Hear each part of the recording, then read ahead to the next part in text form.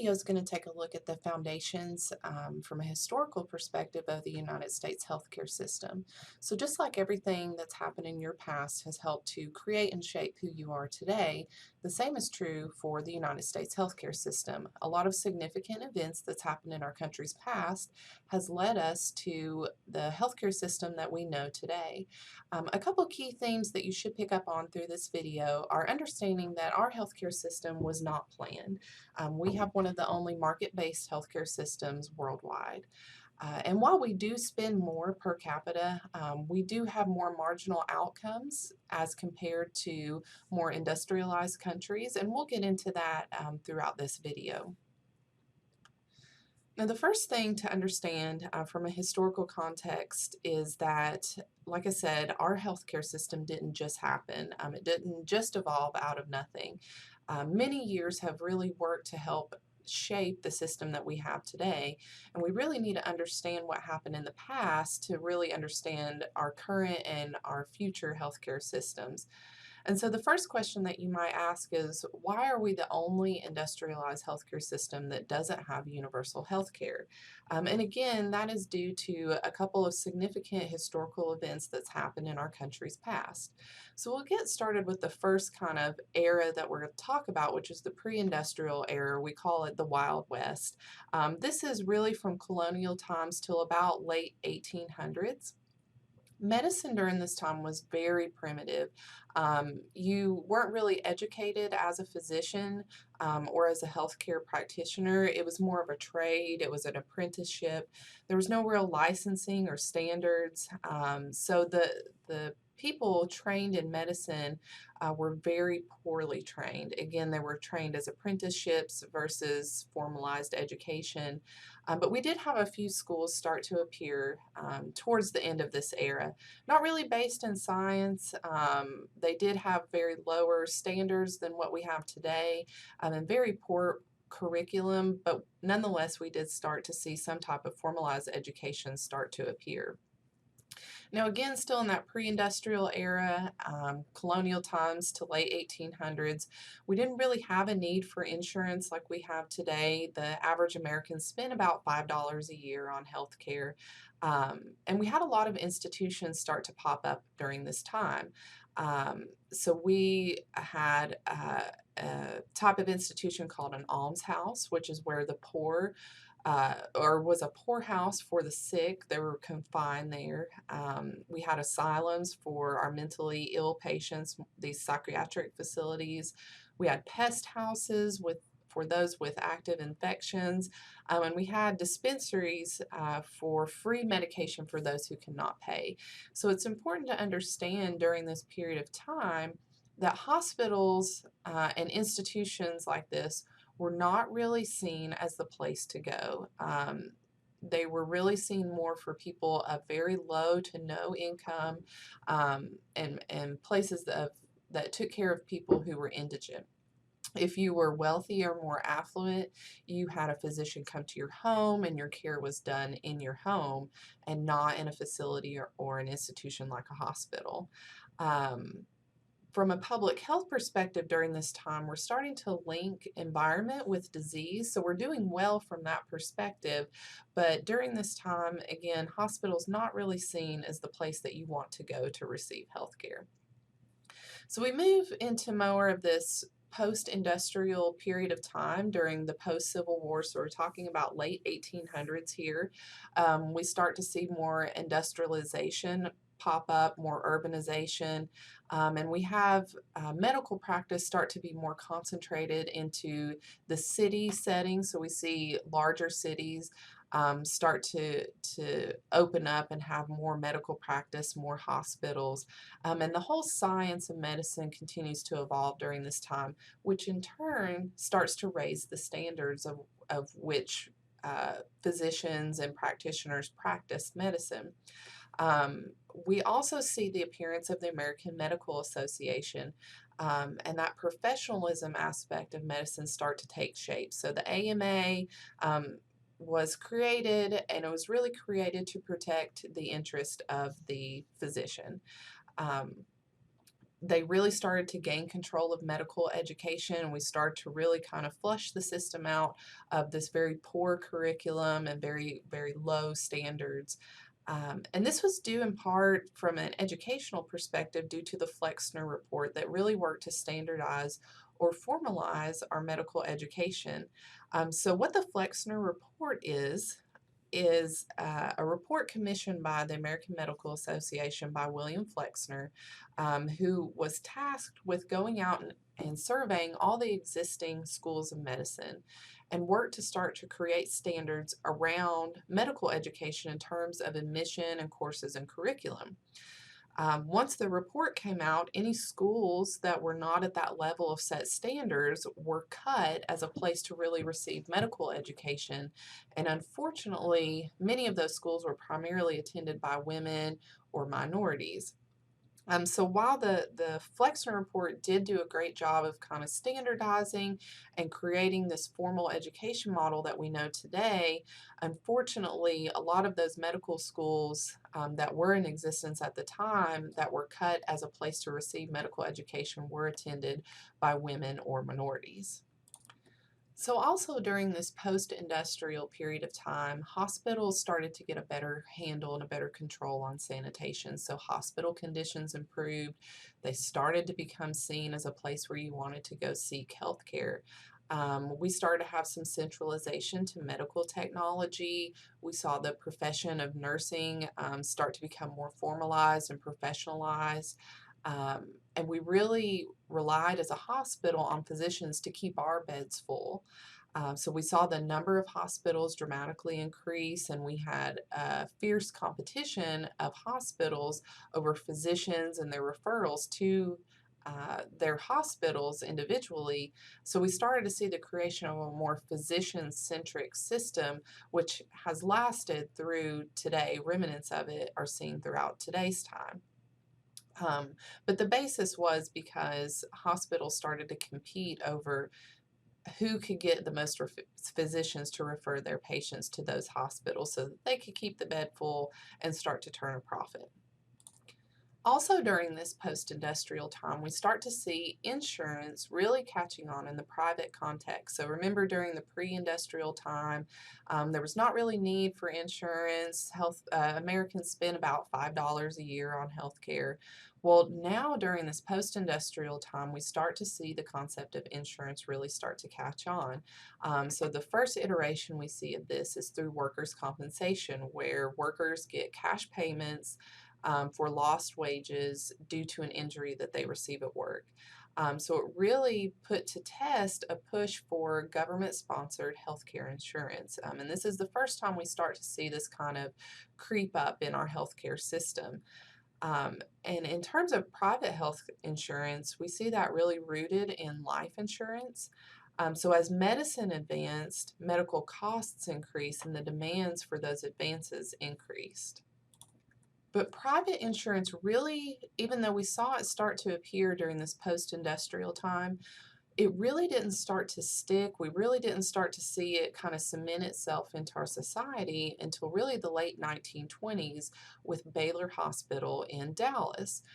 So Baylor Hospital in Dallas provided teachers of that area 21 days of hospital care and services for a fixed monthly premium, which about that time was about $6 a month. And this is really the first time we really see a first insurance plan for society with this hospital insurance that's offered to teachers at Baylor. Um, Hospitals after this started to group together to begin to offer more plans and more choice and variety for their consumers that wanted to buy into this healthcare insurance. Then a plan called the Blue Cross started to become endorsed by the American Hospital Association, and after that, other insurers started to enter into the market and into the private insurance market. Um, and private insurance was endorsed by the American Medical Association.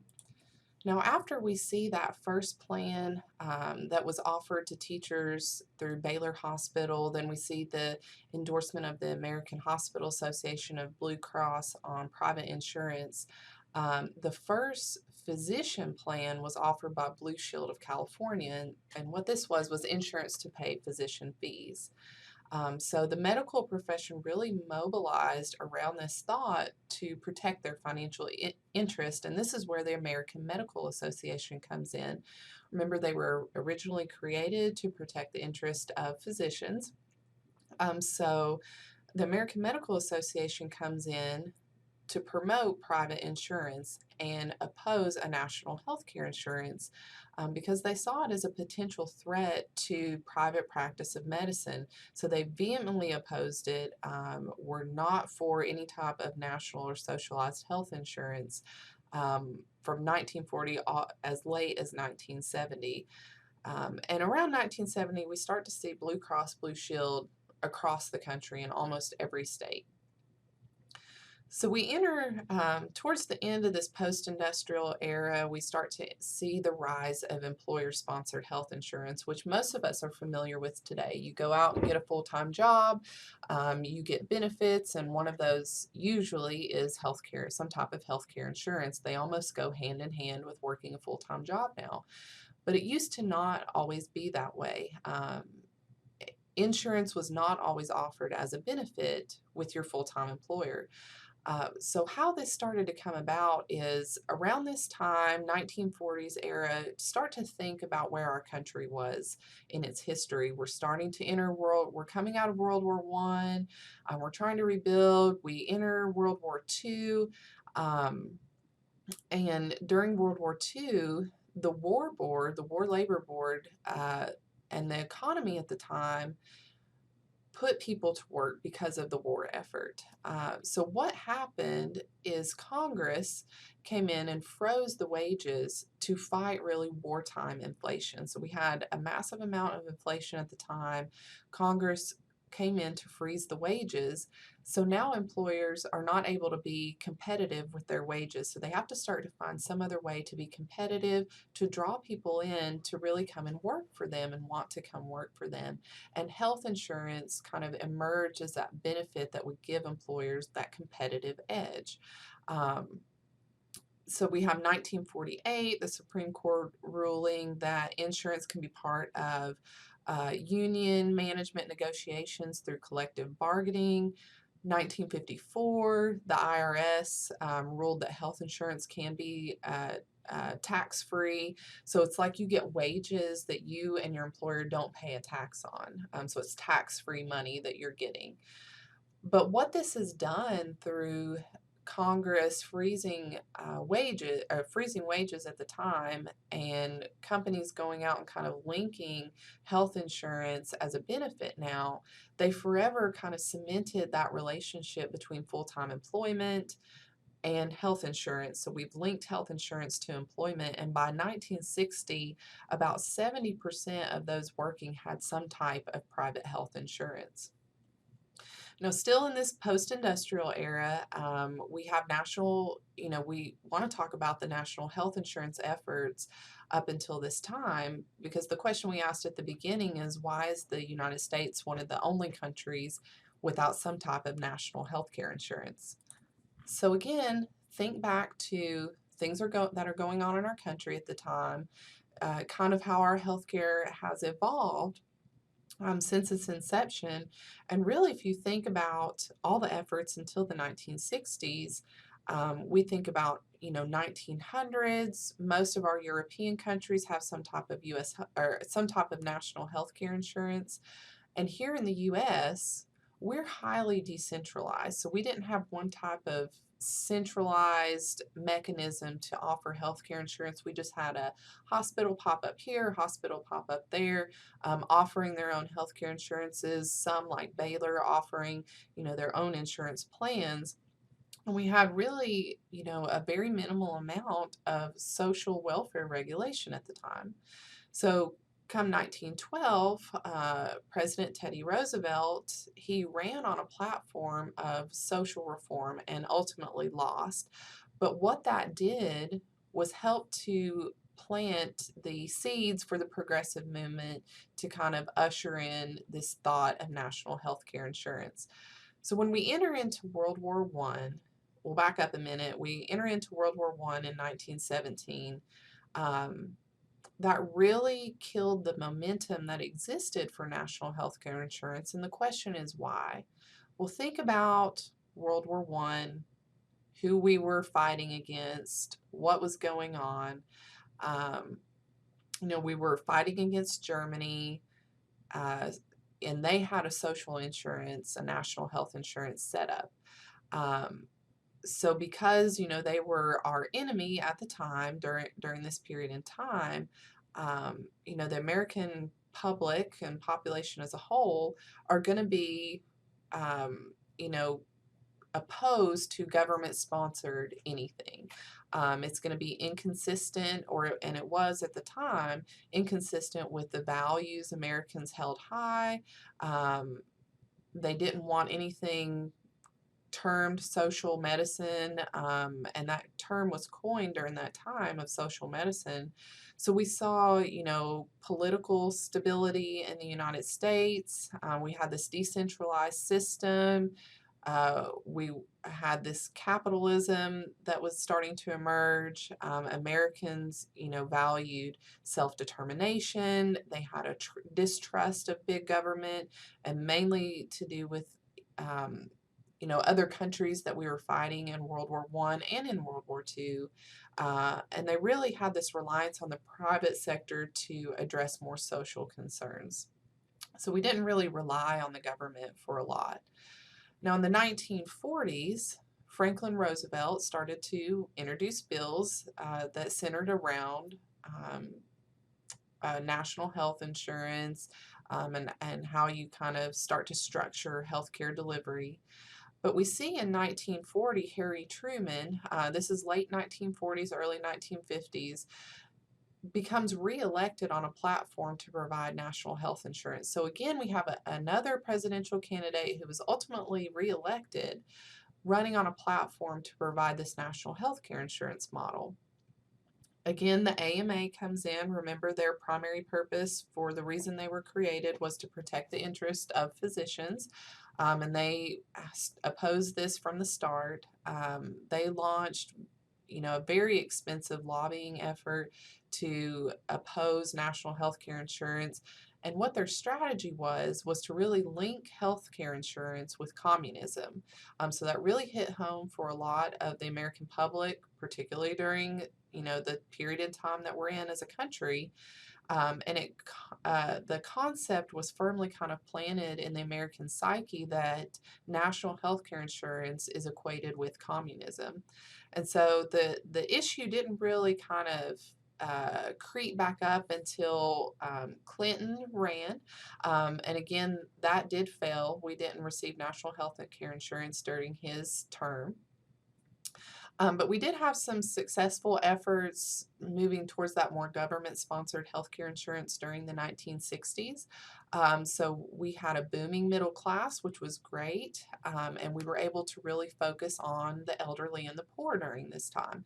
So in 1965, probably the biggest piece of healthcare legislation up to that time was passed, and that is the creation of CMS, or Centers for Medicare and Medicaid Services, and that was passed into law. Now, Medicare, and we'll cover this during the financing video, but Medicare, the basis of it is to keep seniors out of poverty, because the older we get, the more comorbidities we have, the more medical intervention that we need. So Medicare created to keep seniors out of poverty, and Medicaid created to really help with low-income individuals. And so the attitudes towards these programs are very different. And like I said, this was the most significant healthcare policy to date up until that time. So we're moving out of post-industrial, moving more towards our corporate era, what we term the corporate era. And the key characteristics during this time are the growth and consolidation of our corporations. So we have huge advancements in global communication, the way we even travel, the way we trade. It's gone outside the bounds of our country and really has gone worldwide. And this is with corporations across the board, not just healthcare. But we start to see healthcare delivery start to become this corporate model during this time and really become the domain of larger organizations. And we see some consolidations and some IDNs during this time. And IDNs really standing for integrated delivery networks, just a grouping coming together to offer healthcare services. Again, during this corporate era, like I said, we see an advancement in the way we communicate with each other. So the thought of telemedicine starts to kind of become in vogue during this time. The way we deliver healthcare can now become electronic. And we see a globalization, so cross-border economic activity. We see cross-country telemedicine. We see direct investment into healthcare enterprises and provider migrations, which really in turn hurt developing countries because their physicians would come to the United States to practice, so they were having an out migration, and that really worked to hurt more of our developing countries across the world at that time. So we move into the era of healthcare reform, and this is where we see probably the largest expansion of government intervention into our healthcare delivery system model. They work to start to regulate the financing of healthcare delivery, and then in 2010, next to the passage of Center for Medicare and Medicaid creation in 1965, the largest sweeping reform is the Affordable Care Act, which was signed into law in 2010. Which was passed with both Democratic control of both House and Senate. So you take that idea all the way back at Roosevelt, which he ran on a national health insurance platform, which ultimately failed. But now we kind of see that start to come to fruition through the Affordable Health Care Act. Now we'll get into the Affordable Health Care Act a lot more in detail when we talk about financing, but we'll go over some basics during this video. So health insurance reform was really reformed to make healthcare more affordable. That was the whole idea behind it. So a couple regulations and stipulations to this law that you may be familiar with already are that you have no denial of coverage due to any kind of pre-existing conditions you have. There's no limits on lifetime annual spending. And the second biggest thing to be created out of the Affordable Care Act was the establishment of the health insurance marketplace, or the health insurance exchange. Or we go to different kind of benefit packages and different kinds of ratings, which again we'll get into during the finance lecture. Now in 2015, we had about 10.2 million people purchasing plans through this health insurance exchange that was set up through the Affordable Care Act, and they had an average subsidy of $272. Now the other major stipulation that you may be familiar with through the Affordable Care Act is the individual mandate. There was an individual mandate stipulation included in the Affordable Care Act that each individual must carry some type of health insurance, and this is called your individual shared responsibility payment. Now, if you don't carry health care insurance, you do have a penalty for not carrying some type of coverage or some type of minimum coverage. And that's either going to be 2.5% of your income, or the max average cost of the bronze plan out on the marketplace. But there's additional stipulations that go with this. So that only applies to income that has a tax filing threshold of $10,000, a little over $10,000 for individuals, and $20,000, almost $20,500 for couples. So the average penalty was about $695 per adult, up to about $2,085 at maximum. Now, if you don't pay the penalty, the government still will get that penalty from you, so they will withhold it from your tax return. Now, this is not a criminal or civil offense, but they will deduct that from any money that you're supposed to receive back on your tax return at the beginning of the year. Now, there are some exemptions from the individual mandate. So there are some instances where you would not have to carry some type of health care insurance and you wouldn't have to pay the tax penalty. One of those would be you enroll during open enrollment. If you're insured for less than 3 months. If you don't have to file taxes or you don't meet those tax thresholds that I mentioned just a minute ago, the 10,000 for individuals or 20,000 for couples. If your coverage amount would be greater than 8% of your household income, or if your state did not expand Medicaid and you're less than 138% of your federal poverty line. Now, your federal poverty level, or your FPL, is really your set minimum amount of your income that your family needs for things like food, clothing, transportation, shelter, any other types of necessities you may need for daily living, and is determined by our Department of Health and Human Services. So they're the ones that determine what the federal poverty level is. And if your state did not expand Medicaid, you were not required to purchase health care insurance. Now, with the insurance reform through the Affordable Care Act, there were some employer requirements to make sure that everyone does have the option to get health care insurance. So if you are an employer that has 50 or more full-time employees, you have to provide insurance for 95% of those employees. You're required by law to provide insurance. Now, everybody says that this is a job killer, but really, if you take a step back and look at it, this really only affects about 3.6% of companies out there. Now, if you are a company that has 50 or more employees and you don't offer insurance, you pay a fee of $2,000 a month per full-time employee that's not offered health care insurance minus your first 30. So if you have 50 employees and you don't offer health care insurance, you'll be paying $2,000 a month times 20 employees as a fee for not offering health care insurance. Now let's talk about the Medicaid expansion piece of the Affordable Care Act here for just a second. Originally, when the Affordable Care Act was signed into law, it was supposed to be that each state was supposed to expand their Medicaid program. Now, Medicaid is a state and federally funded program, so the state contributes and the federal government contributes a matching piece. The Supreme Court came in and ruled that because it is a state-managed program, that states do not have to expand their Medicaid program if they do not see that it is necessary or needed. So many states already cover at a higher percentage of the federal poverty level concerning pregnant women and children, and many decided not to expand their Medicaid program at the time. So 3 big policy buckets here for healthcare reform.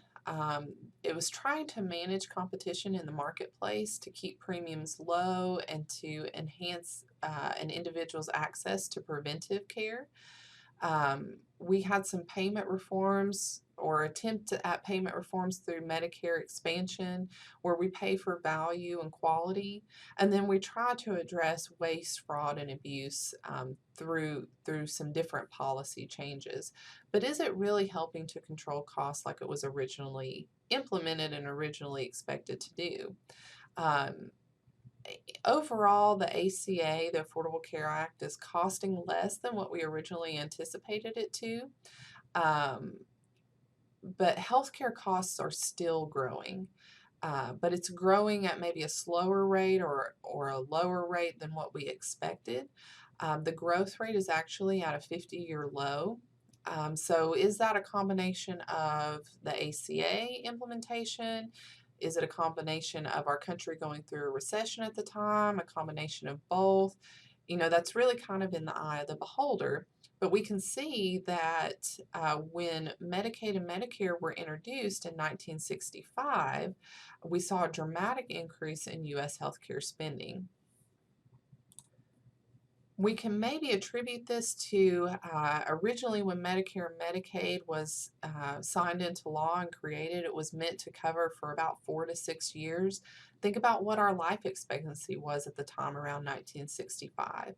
And now, with advancements in medical technology, populations are starting to live longer. So we're starting to see more comorbidities, more needs for health care. And the other thing that kind of complicates this is think about our generation that's about to retire. This is the generation called the baby boomers.